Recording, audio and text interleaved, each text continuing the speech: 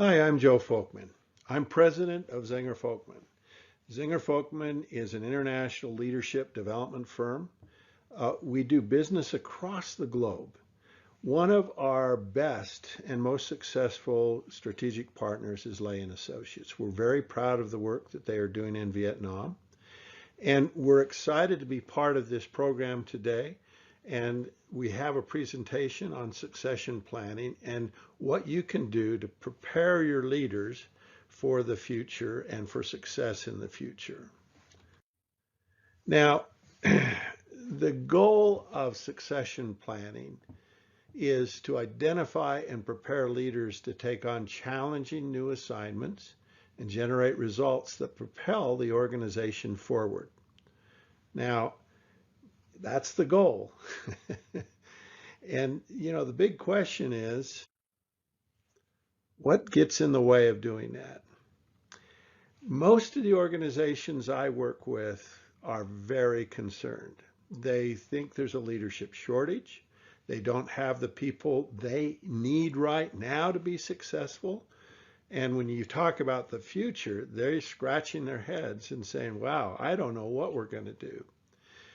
We've done research with literally thousands of leaders, hundreds of different organizations across the globe, and we have 10 insights I'm going to share with you today that hopefully are going to give you some ideas about what you can do to be better prepared. Now, the first insight is we start too late. And if you need a leader right now, if you need a leader today, it's already too late. You can't get them, and it takes time. I find it interesting. People love golf. And, there's two ways to attempt golf. One is you can play it, but the other is you can go out and practice it. Now, they look about the same, but they're very different in terms of what people get out of practicing golf. I mean, they look at their move, they look at their shots, they sort of think, I did this. They're very intentional about understanding and really trying to improve their game. Those that play just have fun.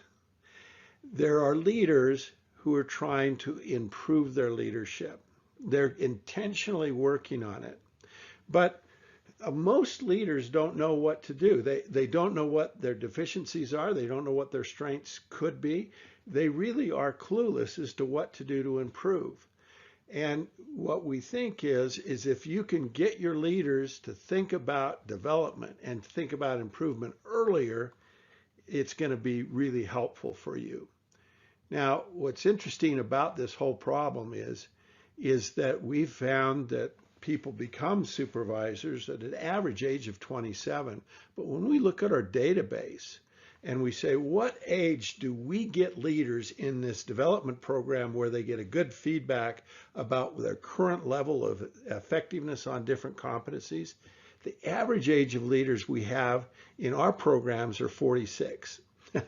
So what happened in that 19-year difference? And what we think is not much. And we're very concerned. And what we think is if you start sooner, you're going to end up with a lot better leaders. So that's our first insight. Our second insight is that the assumption is invalid that you only need a few good leaders. A lot of organizations say, well, if I just have some good leaders at the top of the organization, I know we're going to be successful. We just need a few good leaders at the top, and then it'll sort of percolate down. Well, this is a study we did with 65,000 leaders across the globe. And what we did is we looked at their leadership effectiveness. The horizontal axis measures the effectiveness of leaders, the 1st through the 10th percentile, the 11th through the 20th percentile. So their overall leadership effectiveness from the worst leaders, 1st to the 10th, to the best leaders, 91st to the 100th, right? The vertical bars represent the engagement of employees. Engagement really is a measure of how satisfied people are, how willing they are to put in extra effort, their intention to stay with the organization, their energy and enthusiasm for the job. And we know that there's a strong correlation between engagement and customer satisfaction, engagement and productivity, engagement and in your ability to be successful in an organization. So this is a really strong predictor. Now, what I want to do is show you some simulated effects of this, but what you see in the graph there is that there's a real consistency between the level of the leaders, and these are 4 different levels from the top executive to the supervisor, and the impact that they have on the engagement of employees. If there's a very strong leader in the top position that really gets a lot of engagement of their direct reports, it's only going to affect their direct reports. It doesn't affect the whole organization, because if they're a strong leader, but the leader's at the bottom. So let me demonstrate this with another graph. Now, in this graphic, what you see here is an example. So the top leaders are very good. Their average engagement of their employees, and they have 100 people that report to that top leadership group, is 83rd percentile. Now the next level down, the senior leaders, they have about 500 direct reports that report to them, and the average engagement of those people is 64th. The next level, 1,000 people, average engagement 46th. 10,000 people at the supervisory level, right? That makes sense. You're going to have more employees down there. Now, if you do the math and you calculate, well, what's the overall average engagement of that organization, of that company? It's the 27th percentile. Even though the top people are at the 83rd percentile, when you average it out across the company, you're at the 27th percentile. That company is going to have some major issues because they have really good top leaders, but it goes down from there. Now, let me show you another example. Now, this is a different example. What you see here are the 4 groups of leaders. The top leaders still in that top percentile, but then you have the next leaders in the next 10% and the next leader, and again, the supervisors in the 61st to the 70th percentile. Now, what you get here is, again, you get the bulk of your 10,000 employees who report to the supervisors. Their average leadership effect, or their average engagement, is the 54th percentile. And again, when you do the math and you look at what's the engagement in the organization overall, it's at the 56th percentile. What I'm just trying to demonstrate here is every leader in your organization has an impact. And if you have some great leaders at the top of the organization and a bunch of terrible leaders at the bottom of the organization, it helps a lot to have a few at the top for those people, but those at the bottom that are terrible, you get bad results. And really the best organizations have great leaders at all levels of the organization. The other thing that's critical here is you don't know who's going to be a fantastic leader in the future. You really don't know. And the only way to tell is to give them the training and the development. And what you see when you give them the training and development is some leaders really are magical in terms of the difference that they make and the impact that they have. The thing I want you to think about here is that having leaders prepared to take on new assignments is a bit of a game of chance. I mean, if you go to the horse races and there's 10 races or 10 horses racing and you bet on one, you've got a 10% chance of being successful. But if you put money on all of them, you have a 100% chance of being successful because one of those is going to win the race. Now, I know what you're thinking. Well, I can't put as much money on every horse, and it's going to cost more. But even if you put money on 5, your chances of success go up exponentially. And what we're saying here about this is that having many leaders prepared to take on bigger roles increases the probability of you being successful. The other thing that's interesting is some leaders are going to be more successful in some jobs than others. And you never know. As leaders get prepared, they kind of find their way to do something really well, and they really have a passion for something, but they don't know it, and you don't know it when you begin the process of development. We believe that developing more talent gives you more options for being successful. And the other thing that we found is you have more talent in your organization than you think you have. There's hidden talent. And let me show you a great example that really might cover 50% of the employees in your workforce. I'm excited to show you the results of this study, and I think it might be the largest source of hidden talent in your organization. We published these results in the Harvard Business Review, and the results were from 40,000 males, 22,000 females, about 62,000 total. And we compared the overall leadership effectiveness of men versus women. What we found is that women were more effective than men. Now, that doesn't mean that every man is less effective than every woman.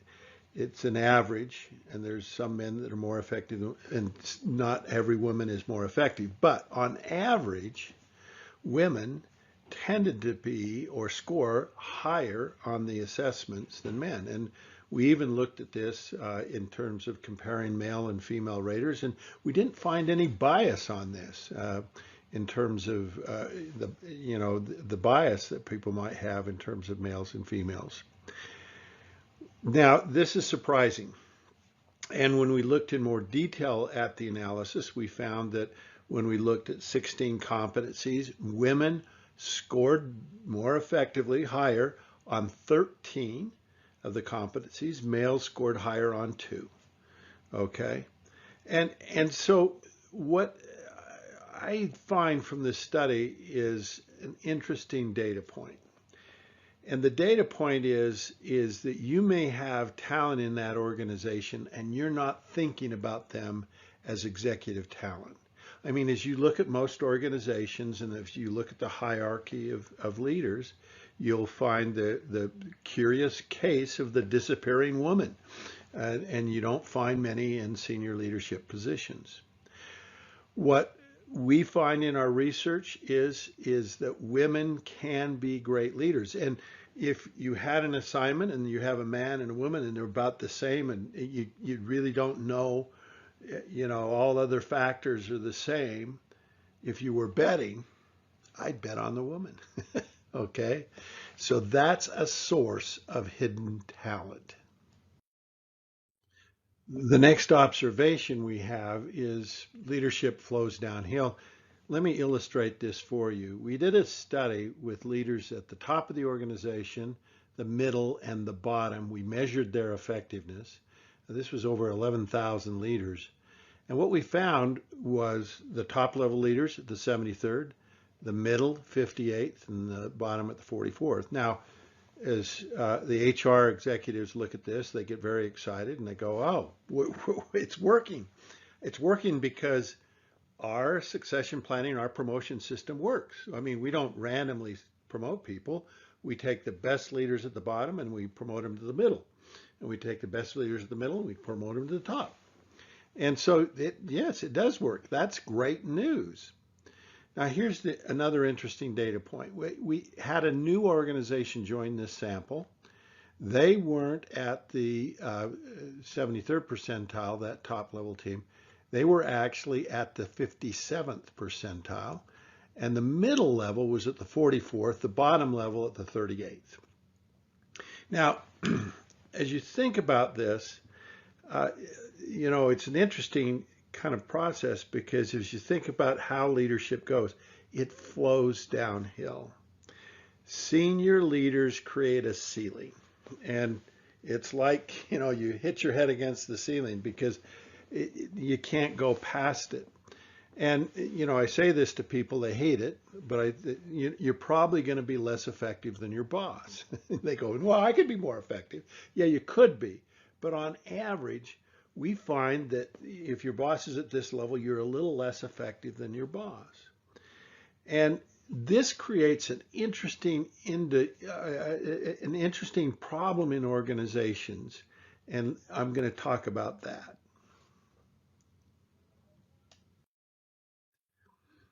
When I go in a lot of organizations, the senior leaders, they kind of say to me, well, go fix those people. And I go, okay. But those people always say, well, what about you people?